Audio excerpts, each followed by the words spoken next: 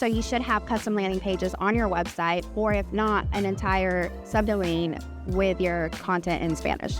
Hey gang, welcome back to this episode of the Dealer Playbook podcast, live from NADA in Las Vegas. Sitting down with my pal, Ali Pinon. We're going to be talking about marketing segmentation, in particular, why you need to be thinking about the Hispanic marketplace. Stay tuned. All right, Ali. How are you? I'm doing well. Welcome to the Dealer Playbook. I'm great. We finally made this happen. Yeah. There are birds flying over our heads inside a building right now, and it's making That me is a true. little paranoid. Just every now and again, I see a little flutter over the tablecloth here, and it freaks me I out. think there they go. Yeah. We're going to be fine. Totally. We're going to be fine. These are only outfits for the day. I've been excited about this. I want to talk to you in particular about your role as a marketing manager at Chastang Auto Group. But as we were talking pre-show and we're kind of collaborating a little bit, you're like, Hispanic marketing. And everyone at the table was like, oh, and we all naturally leaned into. So I'm gonna kick it off with a story. I remember I was writing my book, and one night my wife and I are sitting on the couch. And this commercial for Skechers sneakers comes on. And the whole concept was these were sneakers that would help tone your butt. Yeah. And I'm sitting on the couch watching this thinking, this is the dumbest thing I've ever seen in my entire life. What a crappy idea. And your wife? My wife was being drawn into the TV screen like a mosquito to the blue light. I remember those. And it was... Were they the ones that curved? They're like, you just have to walk. And it was like telling your butt. Yeah. And she was all over it. And in that moment, I learned a valuable lesson about market segmentation and why you need to have an appropriate message. Well, when it comes to dealerships, you were bringing up something pre-show about the importance of Hispanic marketing, the Hispanic marketplace. I'm curious, why, if such a big opportunity, are dealers not leaning in a little bit heavier into that market demographic? Right. I believe that most of them don't know the language. They probably don't know where to start. Yeah. And it's something out of the box that they would feel uncomfortable doing because they don't know how to relay that message. Yeah. Right. Correct. And then maybe sometimes they think that they don't have the right paperwork to actually purchase a vehicle. What do you mean by that? So a lot of Hispanic people won't have like a social security number. Oh, interesting. Or maybe they just have a work visa. Yeah. And usually you have to have like an I-10 number or a passport to purchase. Right. So maybe they feel like there isn't enough audience or like Hispanic people that actually have those paperwork. Sure. Do you find though, despite that, do you find that like growing up Italian, Portuguese in that household and that culture, one of the things I learned is that, well, sarcastically, Italians don't support each other. we do, but it's like a sarcastic joke. Yeah. But I find that especially the Hispanic community, they really group together and they go, hey, where did you buy? What did you do? Where are you going? Yes. And that word actually has a lot of authority through the community. Totally. So is that the opportunity then for a dealer to be like, well, here's all the topics we need to educate the market on then so that they know we do these things? Yes. That is one of so Hispanic people do have word of mouth. Yeah. Because they're in like all these communities and everybody always talks about like, oh, where'd you get that? And then, they have a conversation about it, especially when they are at like family parties, family events. The other thing is like, this is your second or maybe their first biggest purchase that they'll be making. So having someone at the dealership that speaks Spanish is helpful. Yeah. Being able to market, like let's say you have 2 or 3 salespeople that speak Spanish and they're bilingual, like advertising them, promoting them, telling them like, hey, my name's Ali, yo hablo español, vengan a verme a Chastang Ford, and then I'm like, say more. And then, but they'll be like, oh, they actually have people that will help me. Right. I don't have to go there with a translator. No. Or I don't have to go there with my kid and have them translate for me. So you mean it's more than just putting a Google Translate widget on your website? Right. And I did learn, fun fact, is that Spanish SEO does matter. Oh. Yeah. Okay, so there should actually be more content. So there should be, you should have custom landing pages on your website, or if not, an entire subdomain with your content in Spanish. And I mean, like, it seems like such an easy first step. It's like, okay, what are the topics that need to be talked about? Like you brought up paperwork, identification, like what are the requirements, credit programs, like all of those sorts of things. And then to just find somebody who speaks the language and say, hey, could we pay you to translate all of this so we can get it on our website? Yep. Is that too far reaching? Is that No. a simple way to just get I think started? it's a simple way to get started. And a lot of times you don't want to use Google Translate because it'll be too proper. Yeah, no, trust me. I'm doing Duolingo right now, and I'll look at Emer and I'll be like, so what does this mean? And he's like, we'd never say it that way. Yeah. Better than nothing, but we would never say that. Yeah, like I'll use it to make it sound professional, but I'm like, that's not right. Is that a part of it? Like, I know, and I mean, it's kind of fitting. We're at NADA where everyone's like pushing on the premium proper, language. But that's not how we all speak. No. Is that the same thing in Spanish? It's like, nobody talks like that. Nobody talks like that. So for SEO, probably still a better play to speak just everyday Spanish than try and make it all keyword stuffy sound. Right, like big words. Yeah. From there, you brought up something that I think is really important that I want to emphasize.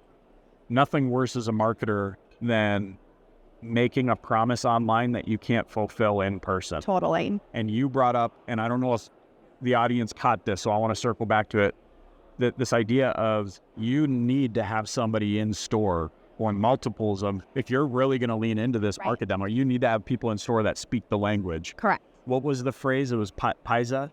Paisa. Yeah. Yeah. It's like mainly like your people. Like mi paisa is like, that's my person. Like they're from the same country. Yeah. Our info. Yeah. And to be able to greet them and see them and speak to them and put their arm around them the way that they would expect so that they feel at home. Exactly. And they feel like they could ask more questions and feel more comfortable with the purchase. Does that add a layer of difficulty to hiring and vetting? Yes. What do you recommend there? What should we be thinking about to find the right people? Well, I think it's hard to find a bilingual person. They got to know sales. They got to know sales, preferably if they have experience. Right. And can they speak Spanish and English fluently? Yeah. So it's not just, you need a double whammy. You need somebody who can take the whole sales process and then turn it into a different language. Correct. And a cultural language. Like, it's not just speaking the language, it's knowing this process in a way that maps culturally so that people don't make fun of it. And different dialects. I lived in the Philippines for a couple years. One of the things that I found was that Filipinos were so flattered at my attempt to speak the language, but would also not hesitate to point their finger and laugh, but it was like in an endearing way. Right. Does that float across all cultures? Or I think it does. Yeah, like for example, my boyfriend, he's white. Yeah. He's a white man. Yeah. And I took him to Guatemala. He loved it. So we go, and he's just like he did the app to learn Spanish. Yeah. And he did it for like 6 months. And then we get there, and he's like trying to communicate, and my parents are like helping him. And you could tell like other people, like their friends and stuff, they're like helping, they're trying to understand what he's saying. And so, but they just like embraced it. And then he had a couple of beers, and all of a sudden he was fluent. Hey, before we hop back into this episode of the Dealer Playbook, we got to give a shout out to today's sponsor, AutoFi. AutoFi helps progressive dealers like you sell smarter, not harder, on your dealership website and now in your showroom too. AutoFi solves the everyday problems dealers actually face, like bottlenecks at the sales desk, customer distrust, and decision overload. And their all-new showroom solution includes deal estimation, desking, lender routing, and an F&I menu, all in one powerful platform that bridges the gap between the CRM and DMS. Dealerships with AutoFi can manage the floor more efficiently, fast-track the yes, and make better lending decisions, enabling them to sell cars faster with higher satisfaction and more profit. In fact, Deals with AutoFi take an average of 28 minutes from customer check-in to loan approval, and dealers are making $411 more back-end PVR per deal. Go to autofi.com/dealer playbook to learn more. That's autofi.com/dealer playbook and start selling smarter today. All right, let's hop back into this episode. So I got to ask you this too, because, and boy, are we are walking on eggshell topics here. We are. But there's, hey, DPB gang, you know I love you, but you got to put your marketer hat on here, okay? No judging, just straight up marketing talk. What a lot of people don't know is that I'm an immigrant. This is apparently what Cirillos do. Okay. We immigrate. My dad came from Italy to Canada. My mom came from Portugal to Canada. I came from Canada to America. And my whole life I thought, well, America and Canada are basically the same place. Oh, nay. They are not. I am a legit immigrant. Had to start over. Yeah. Could not buy a car. Like, you know what I mean? Like, legit immigrant. Yeah. And so I'm not afraid to skirt around. Like, I don't feel like I need to skirt around the issue of, like, what do I need to do as an So then you already experienced the process. I experienced it firsthand. Yeah. And how disjointed it is. And how, like, void of empathy it is. Okay. Because what made it unique for me is, well, I'm a white dude. So they automatically expected. Then you had all your paperwork together. Dude, I've bought 3 cars now since I've been in America. And every time I'm like, so how am I paying for this thing? Because the process is so different. In Canada, you cannot leave the dealership until there's proof of income, a void check where they're going to withdraw the payment from. The insurance adjuster has met you, brought plates, and put them on the vehicle. Like, you are not taking that car home. Interesting. Here, it's like, okay, great, enjoy your car. And they just the keys at you across it. But I can understand now your point about, no, we need to go above and beyond and produce information that answers, like, let our brains go as far as they can go to answer every last question. I've only been in the country for 3 months. I just think, like, if you brought up ITIN, right? The ITIN number. It's like your social security number. Right. Imagine if you're the dealership that educated them that they need that and that they can get it. And I think a lot of them, so we skipped the part of, like, educating them. Yeah. And my GSM, he's bilingual as well. And he's like, just put a message out there and be like, we accept ITIN numbers. And I'm like, great. But then I'm like, do they know what an ITIN number is? Or, like, because I was like, I didn't know what an ITIN number was. So I learned that in the process. But I think, like, educating, and then I think it goes above and beyond besides just the Hispanic market. I think anybody, like, if you put information on how to buy a car and the paperwork that you need, including, like, first-time buyers. Right. Like, when I was 19, I bought my first car and I had no idea what was happening. Like, I didn't even know what Gap was. Right. And I was like, okay, thanks. And then they're like, you need $2,000 down. And I'm like, this is all my savings. Like, I had no idea. They probably took advantage of me, knowing dealers. That is a good point, because often what happens, I find, you tell me your thoughts, I'm curious. OEM program says must have this information, and if you don't have this information, you don't get money back. Right. But also you can't say this or you can't say that. But it's like, but all of those things I can't say are the things I need to be telling people about. And so what happens is we just end up having these kind of blasé web experiences that can't really get to the heart of the matter. Like, because you just said other segments, you brought up other segments like first-time buyer, recently divorced. Like, there's so many segments out there. It's not just about Hispanic community or, you know, singling out any one community. It's what I'm picking up that you're saying here, Allie, is no, but what are the topics that each segment cares about, and how do we more effectively put that information in front of them so that we own the relationship? Correct. How do you quantify that, though? Because I find somebody in your position, I can only imagine you're feeling the pull of get us. Where's my ROI? Where's my ROI? So how do you... All of these custom landing pages that you're working on, where's my ROI? Yeah, so how do you navigate that? How do you maneuver that? I think it's easy to navigate, like, if you get more Hispanic consumers through the door, right? If you're putting all your campaigns together into Hispanic. But I think also is that not everything requires an ROI, right? Like your branding message, that's not that's not an immediate ROI. What it is an ROI long term, because you're putting yourself out there in the community, you're putting yourself out there online, you're putting yourself out there like in front of people that might not be interested in buying a car, but maybe one day they need a car and they're like, oh yeah, Chastang was at such and such event and they were showing off their cars and now I need one. Or like Chastang has this really cool salesperson and he's so funny. Like one of my salespeople hit 6.5 million, not to brag, on TikTok. Not gonna brag, but it's just not bragging, but just let that sink but in for a minute. in that TikTok, he wasn't talking about cars. He wasn't talking about the dealership. It was a silly dance. And in the comment section was like, I will buy a car from that guy. Or like, can I come work there? Interesting. And so now you're putting your culture that other people relate to or think it's funny, or they feel like they could trust that person because they've seen them so many times online. Just like you have like, you know, you follow certain people online because then you feel like you know them. Yeah. And if they recommend something, you're like, oh yeah, I'm gonna try it out. Like, you know with what? it. Yeah, I love what you're saying, because like I even think I haven't bought so many pairs of MeUndies because Conan O'Brien shouted it out, and I don't even wear that kind of underwear. Because I like Conan O'Brien. Right. You know what I mean? Yeah. And I think we forget that, especially in automotive, where I feel like, and I want your opinion on this, but I feel like over the last 30 years, we've kind of been lied to.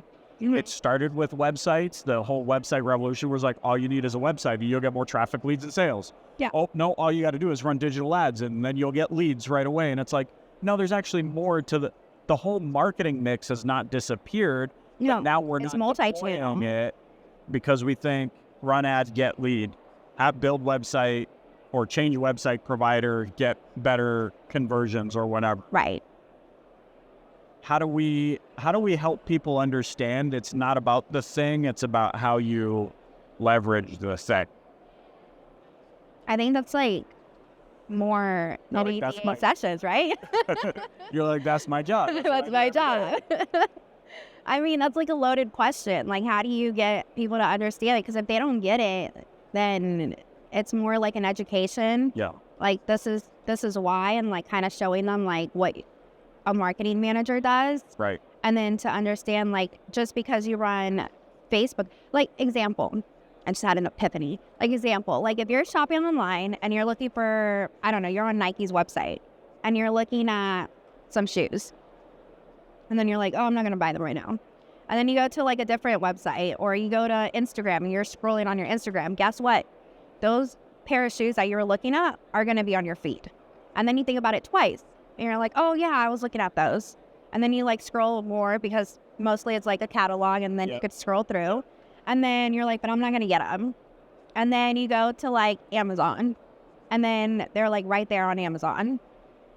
And then you buy them. Well, so what determines where do you attribute that sale? Right. And so there really isn't like I mean, that's an answer, right? Whatever ad agency uploaded your data to the Facebook algorithm and told you they sold all those vehicles from the ads they ran you.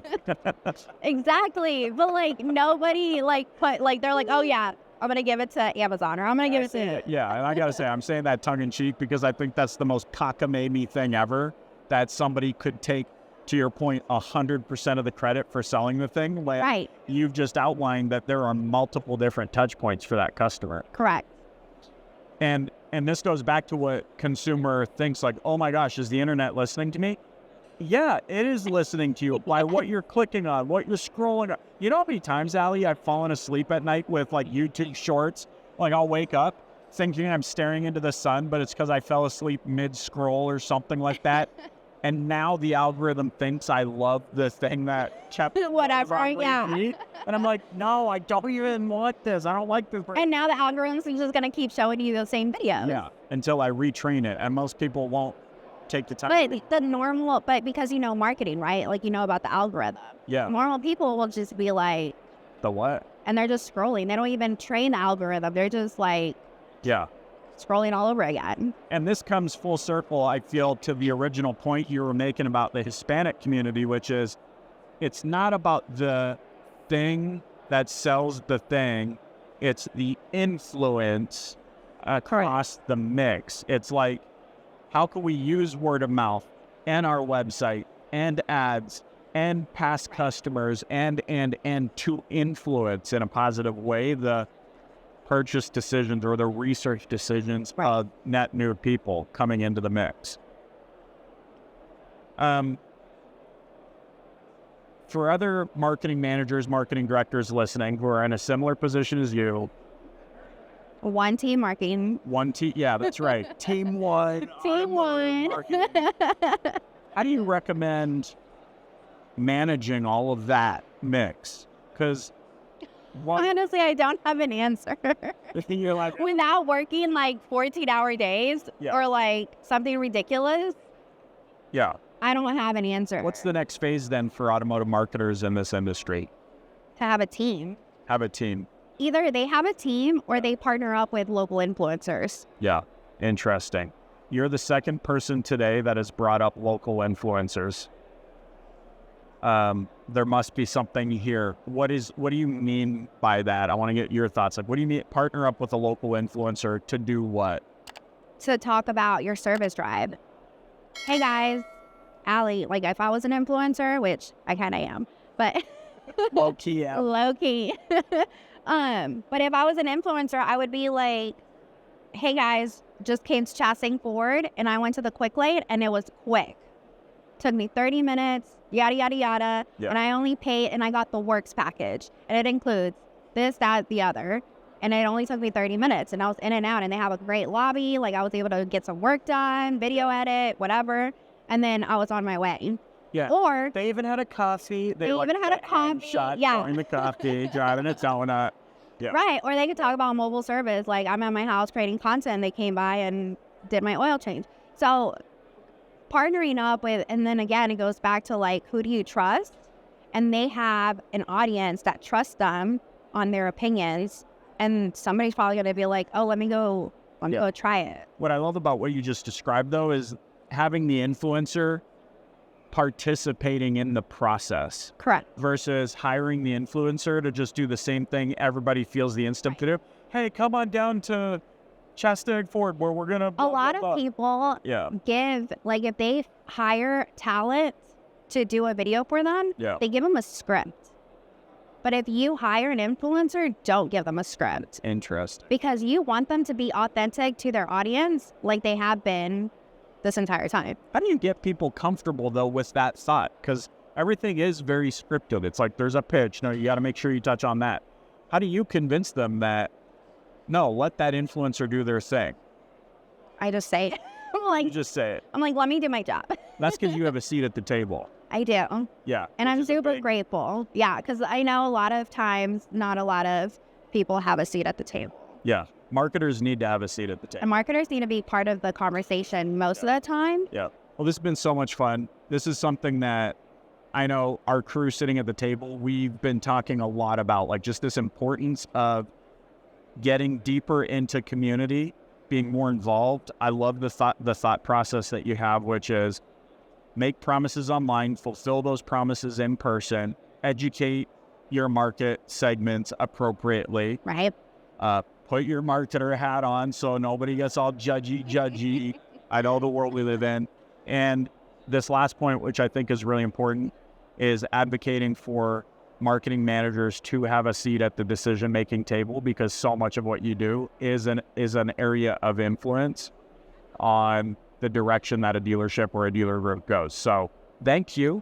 I'm super excited about this. Hey, if you're a marketing director or manager in automotive and you're listening to this episode, I would love to know, what would you add to this conversation? What points do you think we missed? What do you love that Ali said? I'd love your thoughts. You can message us on our social platforms. You can also leave us a review and let us know your thoughts anywhere you listen to this podcast, or send me an email, michael@thedealerplaybook.com. Before we wrap, how can those listening or watching get in touch with you and connect with you? Oh, LinkedIn. LinkedIn. That's it. Ali Pinon, do they have Ali to Pinon? figure out how to put the Enya on? I don't think there's an Anya. Maybe there is. I don't know. Ali Pinon. There is.